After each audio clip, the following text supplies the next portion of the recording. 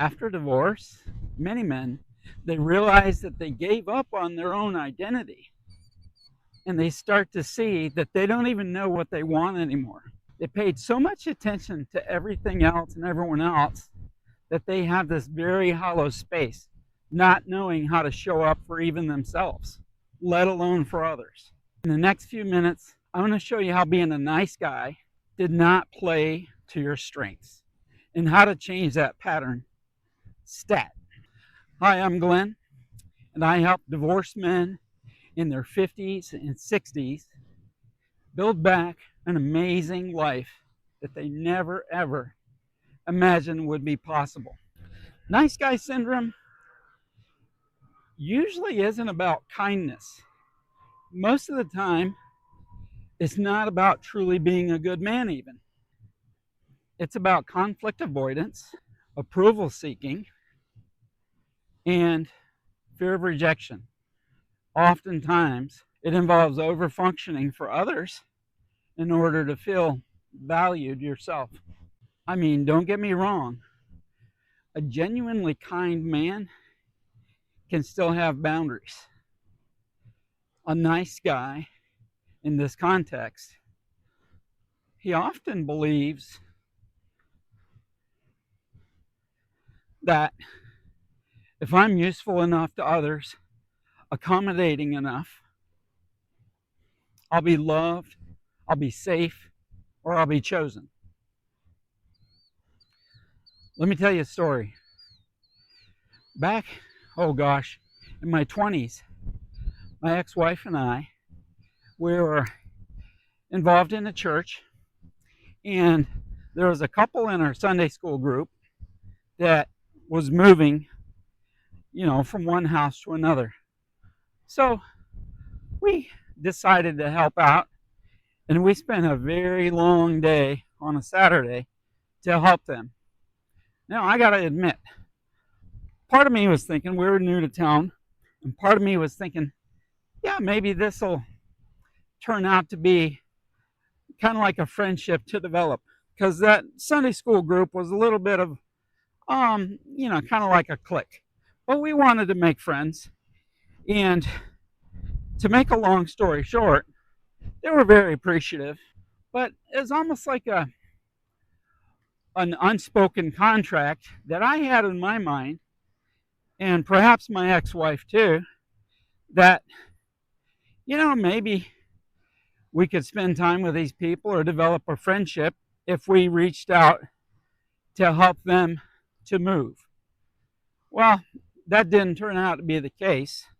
And, as it happens in life, you have many disappointments, and we didn't turn out to be even remotely close friends with them.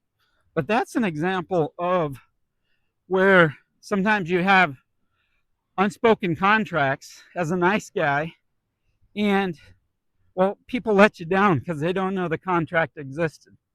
This pattern of nice guy syndrome often starts really early. A lot of men, they learn this at a young age. Maybe they learned that being agreeable keeps the peace. Shrinking or making yourself small and going along with others keeps the peace and keeps you safe. Or maybe that emotional needs weren't welcome in their family. Some of these people, they believe or felt as kids, we chase after achievements and hoping that we can earn validation. Or like I said, just kind of being easy to get along with to avoid criticism from others. I had a friend who would say quite often, I'm easy like Sunday morning. Not that I know exactly what that means, but it was a cute phrase. But that's a pretty decent example of a phrase a nice guy would say. Gen X men can especially have this nice guy syndrome going on. It's especially prevalent with Gen X men where, maybe their emotions were minimized. Vulnerability was often mocked, and many boys became hyper independent or people pleasing. So they learned to, hey, I'm going to suppress my own needs as a coping mechanism, or perhaps overperform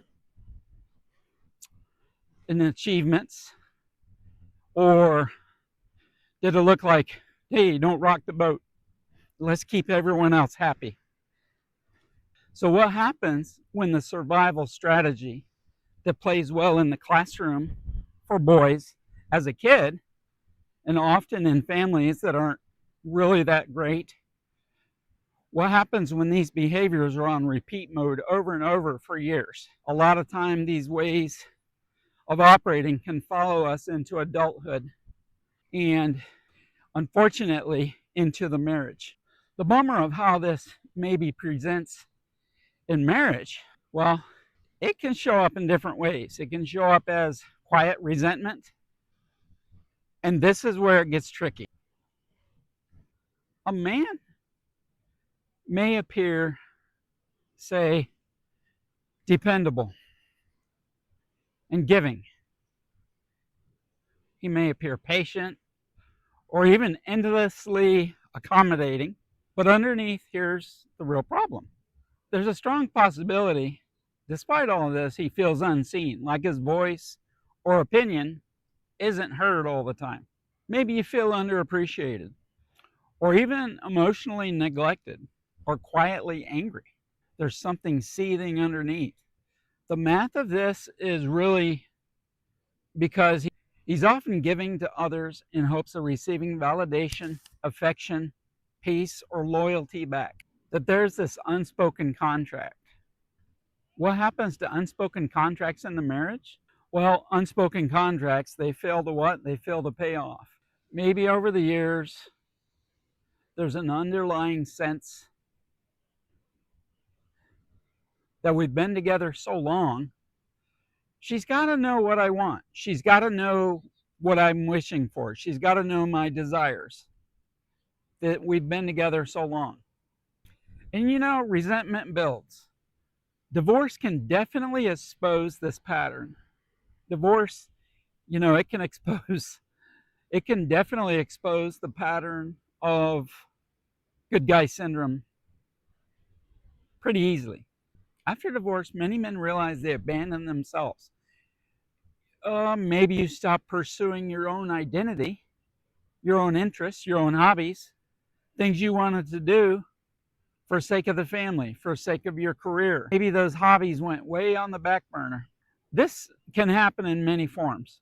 But imagine placing the family needs, the career needs, the wife's needs in first place, year after year after year. Maybe the pattern showed up in hard conversations that were avoided here and there until it fell into a pattern of not talking about challenging things or not bringing up topics that would probably end up in an argument or misunderstanding in the least. Many Gen Xers, they developed a pattern of having tolerated things a little too long or built their life entirely around keeping the relationship kind of like in status quo mode.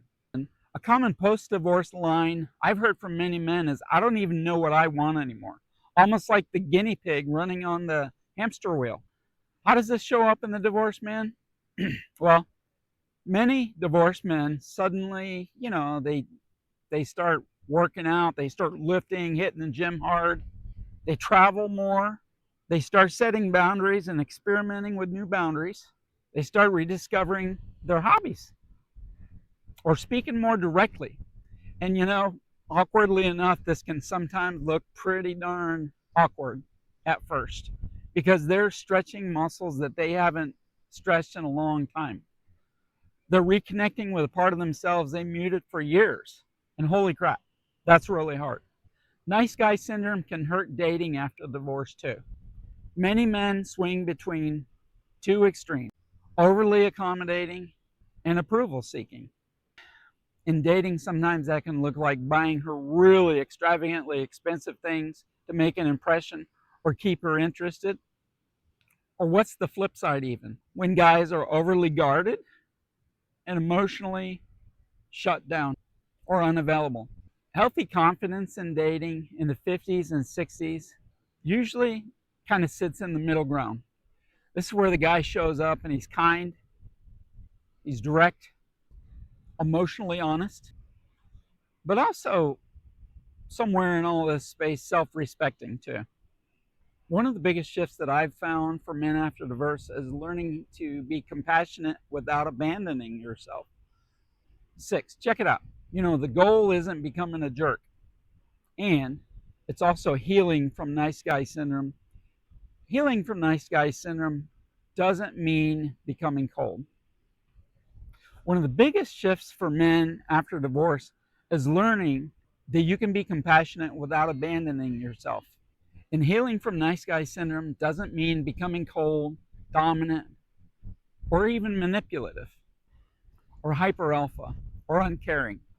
The healthier version is honest instead of performative, intentional instead of approval seeking, and has boundaries instead of being passive, and is grounded instead of resentful. Basically, it looks more like good man energy instead of please love me energy. Realize, guys, that you're in a brand new chapter now.